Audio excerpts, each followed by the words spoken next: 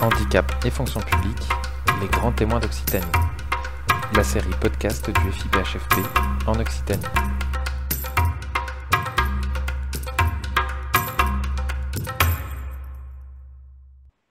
Bonjour à vous, nous poursuivons cette série de podcasts du Handipact Occitanie et nous accueillons aujourd'hui Monsieur Jean-Luc Abitboul, délégué régional de Kéops Occitanie. Je vous propose dans un premier temps, Monsieur Abitboul, de vous présenter. Si, bon, ben, je me suis Jean-Luc Abiteboul, je suis comme vous le disiez, délégué régional de Kéops Occitanie. J'exerce cette fonction depuis maintenant 6 ans. Donc, comme dans toutes les régions, Kéops, qui est l'organisme qui représente les associations qui portent les Cap Emploi, donc ont un représentant régional. C'est une émanation de Kéops national, donc la représentation nationale. Chacun, donc à son niveau, est amené à intervenir et à représenter donc les Cap Emploi de leur territoire. Ça marche, merci beaucoup Monsieur Abitboul. Est-ce que vous pouvez justement nous présenter les différentes missions, le rôle de Kéops à l'échelle nationale comme régionale? Alors, que ce soit à l'échelle nationale comme régionale, les missions de Kéops reposent en gros sur trois piliers. La représentation ce qu'on appelle les organismes de placement spécialisés, c'est la dénomination légale qui apparaît dans les textes ou autrement appelés les Cap Emploi. Donc, Mm. à l'échelle nationale, auprès des instances nationales, à l'échelle régionale pour ma part, auprès des instances régionales, la direction régionale de France Travail, la préfecture régionale, la DRETS, le FIPHFP, la direction régionale de la GFIP, etc. Toute instance, le conseil régional. Mm. Donc, une mission de représentation et porter la voix des Cap Emploi par un interlocuteur unique. La deuxième mission des Cap Emploi au niveau national comme au niveau plus régional, c'est de participer à la mise en œuvre des politiques d'emploi, de formation et de maintien pour les publics en situation de handicap. Donc porter cette voix au niveau régional pour ma part. Et enfin, au-delà, bien entendu, de la mission d'animation du réseau des 13, en l'occurrence pour l'Occitanie, des 13 Mm. Cap Emploi d'Occitanie, c'est accompagner, aider les structures de chaque territoire, de chaque département à la professionnalisation des équipes et des acteurs qui interviennent sur le champ de l'emploi des personnes handicapées. Donc, mutualiser des bonnes initiatives, des bonnes pratiques, imaginer des montées en compétences, des formations, des dispositifs qui peuvent concourir à la professionnalisation des différents acteurs des Cap Emploi d'Occitanie. Parfait, merci beaucoup pour ces précisions. Alors, les Cap Emploi, comme l'ensemble des membres du réseau pour l'emploi, contribuent au déploiement de dispositifs légaux en faveur de l'insertion et du maintien en emploi des personnes en situation de handicap. On a notamment la loi pour le plein emploi qui date de décembre 2023, voilà, qui préconise, fait, qui met en place un certain nombre d'actions, de dispositifs. Justement, comment est-ce que s'insèrent les Cap Emploi, membres du réseau pour l'emploi? Dans cette nouvelle organisation qui se met en place. Il y a les comités pour l'emploi, etc. Voilà. Comment est-ce que les Cap Emploi contribuent au déploiement de ces évolutions?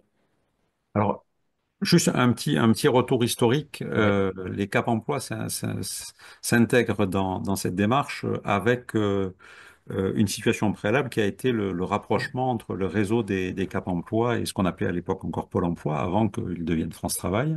Mm. Donc, qui a été effectif, qui s'est déroulé entre les années 2019-2020 et l'année 2022. Le rapprochement a positionné et articulé l'activité des Cap Emploi dans une collaboration extrêmement étroite avec Pôle Emploi, aujourd'hui France Travail. Peut-être un élément de précision, l'activité des Cap Emploi se concentre sur une expertise qui est le cœur de métier des Cap Emploi, c'est le traitement de tout ce qui va relever de la compensation du handicap, les solutions, la recherche de solutions, c'est-à-dire l'analyse des situations et la recherche de solutions pour imaginer la compensation du handicap du demandeur d'emploi ou du salarié. On le verra d'ailleurs, ça relève des deux missions des Cap Emploi. Et aussi tout ce qui va relever aussi, plus particulièrement, et ça a été un élément fort du rapprochement entre le réseau Cap Emploi et le réseau Pôle Emploi à l'époque, du traitement du besoin dit de rétablissement. Le besoin de rétablissement, si on voulait un peu l'illustrer, c'est toute la problématique que peut rencontrer un demandeur d'emploi ou une personne qui est menacée d'être inapte sur son poste de travail, dans sa difficulté face à une situation qui survient au cours de sa vie, même s'il existe aussi, bien entendu, des handicaps de naissance, mais la grande Mm, majorité des publics en situation de handicap sont des personnes qui sont impactés par la situation de handicap au cours de leur vie, personnelle, professionnelle, etc. C'est la capacité ou la difficulté plutôt que peut avoir la personne à se projeter, à faire le deuil de cette ancienne situation, cette ancienne activité professionnelle, et l'obligation qui lui est faite, alors qu'il ne l'a pas choisi, de devoir s'engager dans un nouveau processus tout d'abord de reconversion professionnelle, de changement de métier, d'imaginer de nouveaux horizons d'activité professionnelle, comme je disais. mm, Et cette dimension, cette situation, cette complexité qui peut, et là, c'est pas forcément la nature du handicap qui peut être la plus impactante, mais la personnalité, le profil du demandeur d'emploi ou du salarié.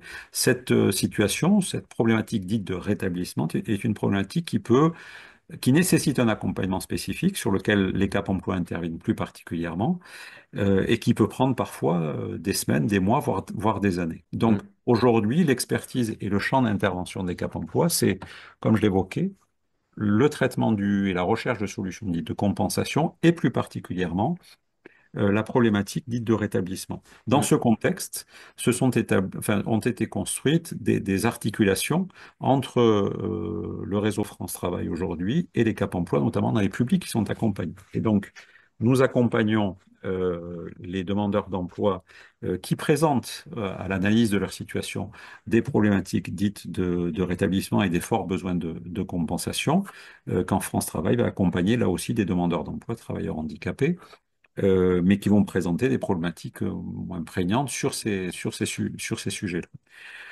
Dans ce contexte, la collaboration et le partenariat est un élément de l'ADN, on pourrait dire, mm. des Cap Emploi qui s'est complètement amplifié, démultiplié dans le cadre, et j'en arrive enfin après cette longue introduction à votre question, c'est complètement démultiplié dans le cadre de la loi plein emploi et notamment du réseau pour l'emploi. Donc le réseau pour l'emploi est aujourd'hui constitué de structures de pilotage que sont l'État et les représentations des collectivités territoriales, une, une commune, un conseil départemental, le conseil régional, suivant l'échelon auquel on se situe, Mm. et d'un groupe cœur que sont les opérateurs du groupe cœur, à savoir France Travail, bien entendu, les missions locales, les conseils départementaux ou le conseil régional, comme je disais, à l'échelle de la région, et les cap emploi. Ce qui veut Mm. dire que dans la loi plein emploi, on va trouver les cap emploi comme l'un des trois opérateurs de ce qu'on appelle aussi le service public de Public de l'emploi, l'emploi. Mm. en partenariat très étroit avec les missions locales pour les jeunes et France Travail qui a une activité plus généraliste. Donc, de fait, nous sommes amenés, quelle que soit l'instance, à intervenir, que ce soit au niveau, puisqu'on trouve trois grands échelons, on va dire, dans une région, trois déclinaisons de la loi plein emploi. Le comité local pour l'emploi, donc il y a 37 comités locaux pour l'emploi en Occitanie qui correspondent à des bassins d'emploi, on va dire. D'accord. Mm. Euh, donc les Cap Emploi, au même titre que les missions locales, vont participer à ces 37 et agir, intervenir, contribuer aux productions, aux réflexions et aux actions qui sont portées par ces 37 comités locaux pour l'emploi. L'échelon supplémentaire étant le comité départemental pour l'emploi, auquel, de par son positionnement par la loi, avec, comme je le disais, les missions locales et France Travail, donc les directions des Cap Emploi vont participer aux 13 comités départementaux pour l'emploi. Et pour ma part, avec surtout le président de Kéops Occitanie, nous sommes membres du CRPE, du comité régional pour l'emploi. Donc, suivant les échelons, Mm. les thématiques, alors l'intérêt c'est d'articuler, et c'est ce qui se fait entre les différents échelons, les différentes thématiques, et qu'il y ait une certaine continuité, notamment au niveau régional. Ce sont les instances auxquelles, pour ma part, je participe, que les instances régionales, le comité régional pour l'emploi, puissent se saisir des opportunités locales pour pouvoir les outiller, les faciliter ou voire même accompagner les démarches ou donner les grandes orientations qui pourront servir les intentions locales. L'objet et de la démarche de la loi plein emploi et des principes de la loi plein emploi, c'est justement de partir réellement des réalités de terrain, des particularités territoriales qui sont très différentes d'un territoire. L'Occitanie est une grande région Mm, qui est composée de vraiment une multitude de facettes on peut imaginer que les logiques ou les contraintes ou les réalités économiques dans le bassin méditerranéen ne sont pas du tout les mêmes que celles dans un territoire plus rural ou dans les Pyrénées. Donc justement, l'intérêt, c'est de pouvoir s'appuyer sur ces bassins d'emploi, ces comités locaux pour l'emploi, pour construire des stratégies qui soient de façon, pardon, de façon très partenariale, mm. réellement adaptées au tissu économique et aux réalités des publics qui sont sur ce territoire, et pour trouver des solutions qui soient adaptées. Donc concrètement, les Cap Emploi sont amenés à intervenir sur tous ces sujets, en ayant notamment toujours une attention particulière à ce que euh, dans les politiques retenues, dans les actions retenues, la dimension handicap et le public des personnes en situation de handicap ne soit pas oublié et soit intégré Mm. avec toutes leurs particularités, mais aussi toute leur richesse dans ces actions qui sont menées. Il y a donc une contribution active de l'ensemble des Cap Emploi et de Keops dans le déploiement des politiques en faveur de l'insertion et du maintien en emploi des publics en situation de handicap à différentes échelles. Et puis, les Cap Emploi portent une offre de service aussi en propre à destination des employeurs privés comme publics. Est-ce que vous pouvez justement nous expliquer les différentes prestations, les différentes expertises qui sont déployées par les Cap Emploi, notamment à destination des employeurs publics sur le volet maintien, sur le volet CEP, etc. Alors, effectivement, l'offre de service des Cap Emploi se décompose en deux grands axes, ce qu'on appelle l'accompagnement vers l'emploi et l'accompagnement dans l'emploi. L'accompagnement vers l'emploi fait référence à ce que j'évoquais tout à l'heure sur la relation que nous avons notamment avec France Travail aujourd'hui. Ce sont les actions que nous menons en faveur des employeurs, quels qu'ils soient, publics, privés, de grande taille, de petite taille, soumis à l'obligation, pas soumis à l'obligation, peu importe. Mm, Tout employeur, toute personne qui est en capacité potentiellement d'employer ou d'avoir des salariés en situation de handicap est une cible pour nos actions. Donc, sur l'accompagnement vers l'emploi, nous accompagnons, pardon, les employeurs pour les aider à ouvrir leurs portes, faciliter l'intégration, le recrutement et de façon pérenne la sécurisation de la prise de poste des personnes en situation de handicap. Et en parallèle, nous accompagnons, c'était l'information que je donnais tout à l'heure, euh, nous accompagnons les demandeurs d'emploi en situation de handicap de façon très étroite avec France Travail. Nous accompagnons une partie, un certain nombre, un pourcentage qui peut varier entre 15 et 20%, on va dire, des personnes en situation de handicap d'un territoire. d'accord. Le pourcentage restant majoritaire étant accompagné par France Travail, mais nous intervenons aussi pour ces publics pour favoriser leur insertion professionnelle. Donc l'action qui va être menée, c'est de rechercher toutes les solutions, tous les dispositifs, tous les moyens de permettre à une personne d'accéder le plus rapidement et le plus durablement à l'emploi en ayant traité tout ce que l'on peut appeler les freins à l'emploi, que ce soit des freins, comme pour tout demandeur d'emploi, des freins à la mobilité, des freins par rapport au décalage entre son parcours professionnel, sa formation et le marché de l'emploi, mais aussi, bien entendu, comme je l'évoquais, Mm, toutes les solutions qui doivent être mises en place et qui doivent être anticipées en amont de son accès à l'emploi au regard du retentissement de son handicap. Donc, un travail qui est mené dans le cadre de l'accompagnement vers l'emploi pour les ouais. demandeurs d'emploi, en parallèle, pour les employeurs, l'objet étant de pouvoir faciliter l'intégration de cette personne dans l'entreprise. C'est-à-dire comprendre avec l'entreprise ses besoins, quand je dis l'entreprise, c'est l'employeur bien au sûr. sens large, et bien entendu, ça intègre l'employeur public.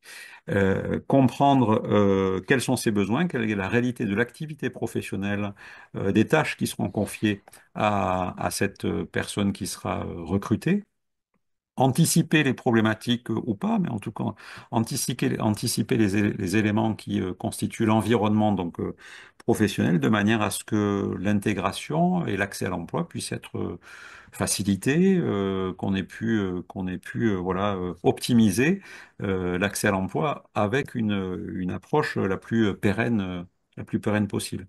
C'est aussi rechercher parfois les solutions dites de compensation si elles sont nécessaires. Elles sont minoritaires, c'est-à-dire que la plupart du temps, l'accès à l'emploi se fait sans aménagement de poste, parce que en amont aura été déterminé un métier, une activité professionnelle qui soit compatible avec, avec Les les tâches qui problématiques de sont santé. proposées et avec l'activité et avec le handicap, le retentissement du handicap. Donc l'activité accès à l'emploi, accompagnement vers l'emploi, se fait donc de façon très étroite avec France Travail. Et à côté de ça, nous sommes amenés à intervenir sur ce qu'on appelle Mm. l'accompagnement dans l'emploi ou autrement appelé le maintien dans Le l'emploi, maintien. Mm.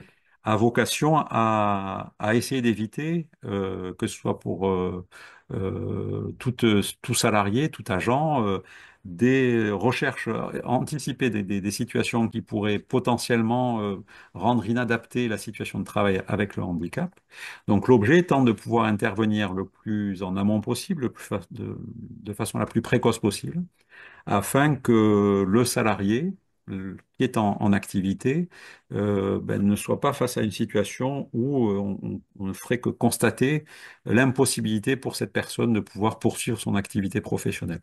Donc l'objet du travail qui va être mené par le Cap Emploi, ça va être avec tous les protagonistes concernés, la personne, bien entendu, le salarié, l'agent, les personnes qui travaillent avec lui, ses responsables de service, l'employeur, mais aussi le médecin qui sera rattaché à cette entreprise, faire en sorte de rechercher, d'analyser la situation, j'allais presque dire, coordonner les acteurs et les enjeux pour essayer de trouver des solutions qui permettront de maintenir cette personne soit sur son activité professionnelle en ayant trouvé les solutions techniques, parfois les solutions organisationnelles ou les aides humaines que l'on peut imaginer lorsque c'est par exemple une personne sourde qui aurait besoin d'un interprète, par exemple. Mm. Donc, trouver les solutions, quelles qu'elles soient, pour permettre à la personne, idéalement, de conserver son activité professionnelle sur son poste.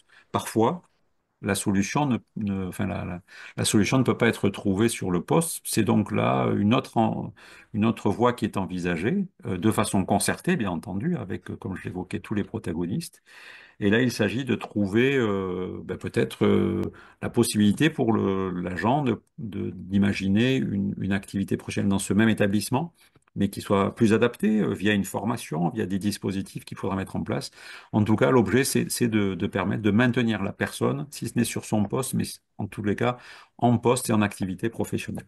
Donc, l'activité du Cap Emploi va se situer donc sur ces deux aspects, Mm. l'accompagnement de demandeurs d'emploi et l'accompagnement de salariés visant la recherche de solutions pour éviter l'inaptitude sur l'activité professionnelle. Et sur ces deux axes, le Cap Emploi, au-delà de l'expertise qu'il détient au travers de ses collaborateurs, dispose aussi d'une boîte à outils. Et dans cette boîte à outils, le Cap Emploi a aussi la possibilité de prescrire, de mobiliser l'offre que nous on appelle un peu traditionnellement intermédiaire, c'est-à-dire cofinancée par le FIP-HFP et par la GFIP. Je pense par exemple aux études ergonomiques, anciennement les EPAST. Je pense aux appuis spécifiques, anciennement les PASS, voire anciennement les PPS pour les plus anciens, Oui, inclus Proformation aujourd'hui, etc. Donc voilà, il y a aussi cette capacité du Cap Emploi à pouvoir aller mobiliser l'écosystème si la situation du demandeur d'emploi ou de la personne pour laquelle il y a un enjeu en termes de maintien d'emploi le nécessite. absolument. C'est-à-dire que l'important, c'est que le, le- la mission du Cap Emploi, c'est d'analyser et de comprendre la problématique. Et à partir de cette problématique, de construire un plan d'action. Mhm. Et ce plan d'action j'allais dire peu, nous amène très régulièrement à solliciter, comme vous le disiez très justement, une multitude de partenaires, aller rechercher une expertise médicale, aller rechercher un appui spécifique par rapport à une typologie de handicap Mm. et comment ce handicap peut être compensé, comme on le disait, pour permettre à la personne de conserver son activité professionnelle. Donc la mission du Cap Emploi, c'est vraiment, c'est pour ça que j'évoquais cette notion de coordination de Oui. parcours, c'est-à-dire que c'est d'avoir la capacité à analyser la problématique, de pouvoir l'objectiver aussi et de pouvoir s'appuyer sur une multitude de partenariats, d'expertises qui vont être spécifiques à chaque situation. Donc on est vraiment sur une construction d'une une offre de solution, enfin d'un dispositif et d'un plan d'action qui Mm. sera absolument spécifique, enfin, qui sera Complètement spécifique personnalisé. à Mm. chaque, très personnalisé, voilà, merci, à chaque situation. Alors, les employeurs publics d'Occitanie, notamment pour les référents handicap qui connaissent très bien le réseau, etc., mobilisent régulièrement les Cap Emploi, coopèrent régulièrement avec les Cap Emploi. Euh, pour autant, il y a souvent des actions d'information hein, sur cette offre de service, etc., qui peut être proposée. Quel regard vous portez-vous sur le niveau de mobilisation de l'offre de service des Cap Emploi par les employeurs publics? Est-ce que vous la jugez suffisante? Est-ce qu'il y a nécessité pour vous de la renforcer? Voilà, quel est votre regard sur ce sujet? Alors, euh, je pense qu'elle pourrait être amplifiée. C'est-à-dire que l'offre de service de Cap Emploi est enfin, et la mission du Cap Emploi est une mission dite de service public. Donc, elle pourrait être amplifiée. Je pense que certains établissements publics qui sont sous convention FIPHFP peuvent ne pas avoir forcément le réflexe de mobiliser, pensant peut-être, je ne sais pas, ou à tort, ou c'est peut-être une idée que je me fais, que cette offre de service ne peut pas être mobilisée puisqu'ils sont sous convention. Donc, les Cap Emploi sont à la disposition, en tout cas, des employeurs publics, quelle que soit, comme je disais, leur situation. Qu'elle relève de l'obligation d'emploi Mhm, à 20 et plus, ou qu'elle ne relève pas de l'obligation d'emploi, il n'y a pas d'obligation par rapport à ça. Donc l'offre de service et la mission de service public peut se mobiliser quel que soit l'employeur, qu'elle soit sous convention ou qu'elle ne soit pas sous convention.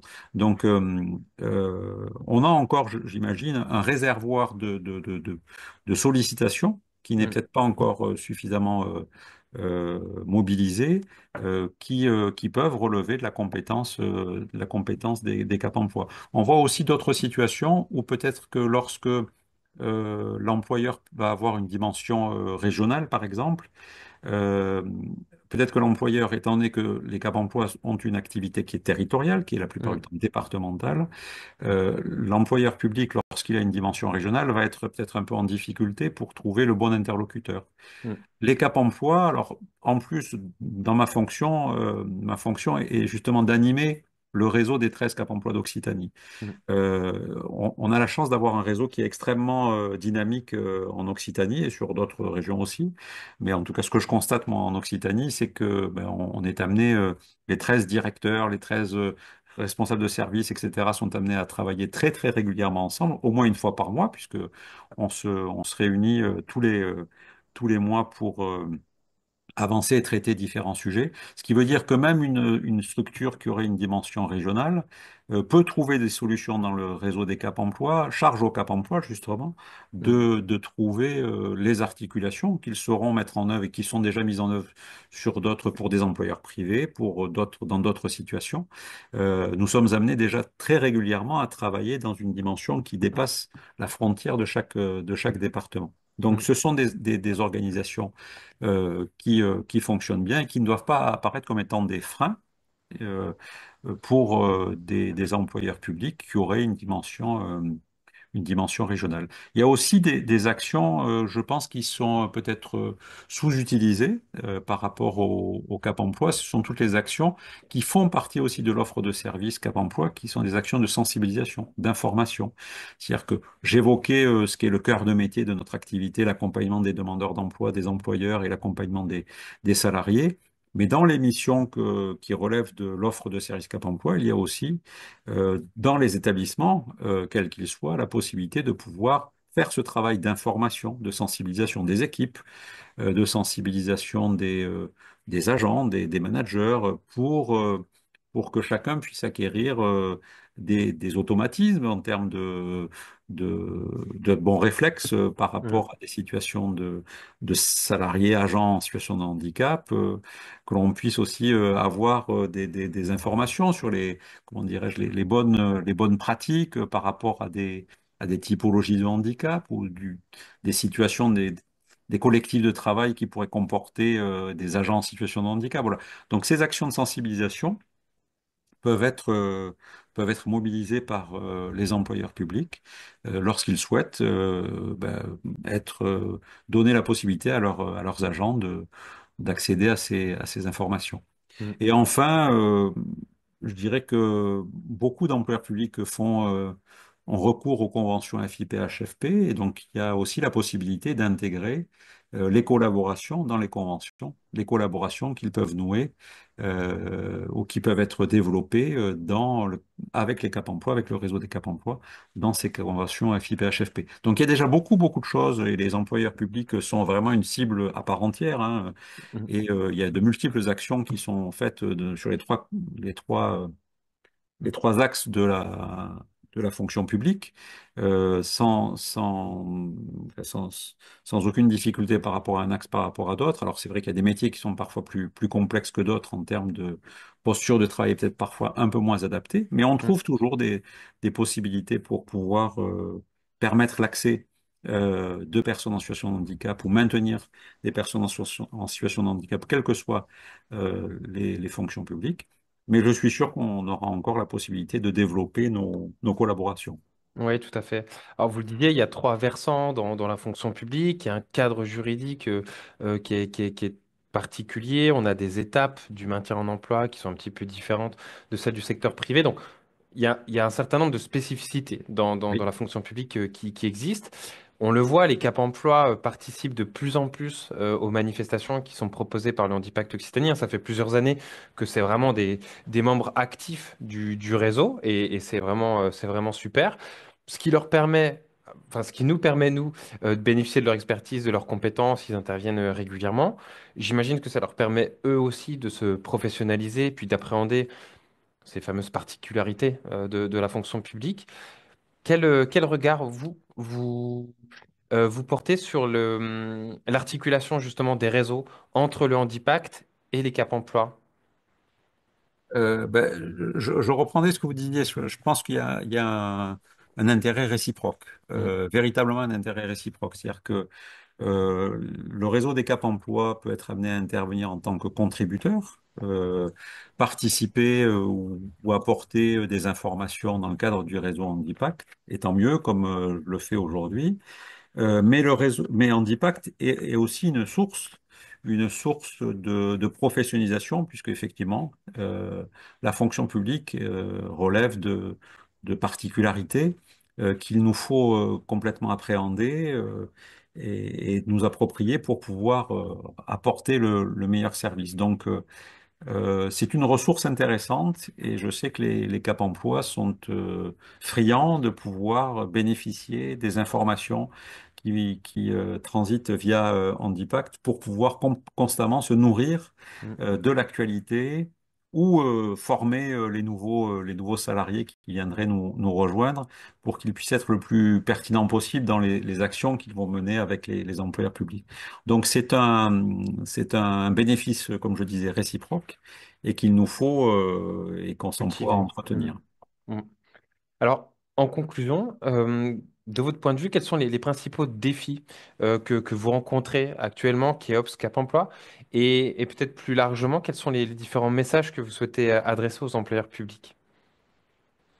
Alors, le défi premier, je dirais, c'est ce que nous avons évoqué en début de cet entretien, serait la mise en œuvre du réseau pour l'emploi. On est dans une phase un peu euh, complexe puisqu'on construit. Alors, comme je l'ai évoqué, le partenariat est quelque chose qui est génétique chez nous. C'est-à-dire que Mm, les Cap Emploi ont toujours travaillé en partenariat avec des tiers, bien entendu.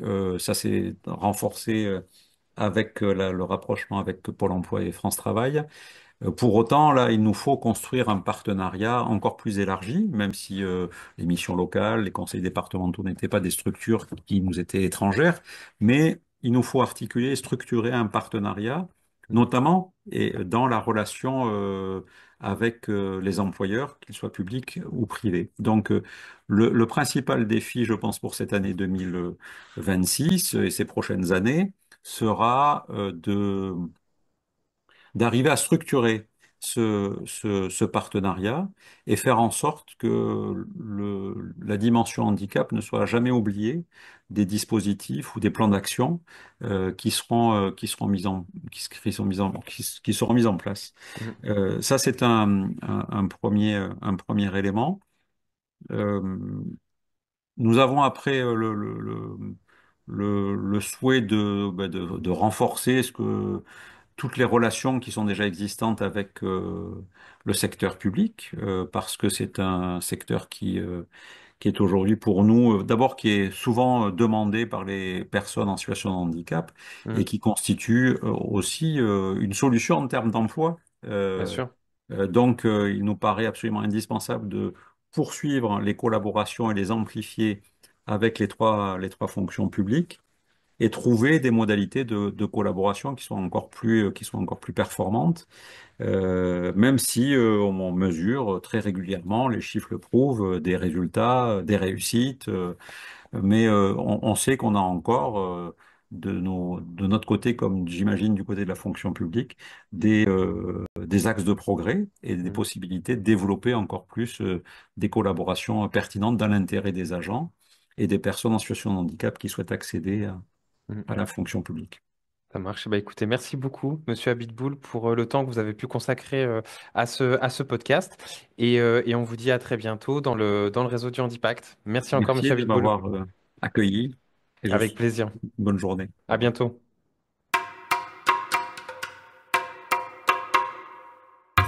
Retrouvez notre témoin du jour et toute la série podcast du Handipact Occitanie sur le site du FIP et sa page dédiée à l'Occitanie. À très bientôt.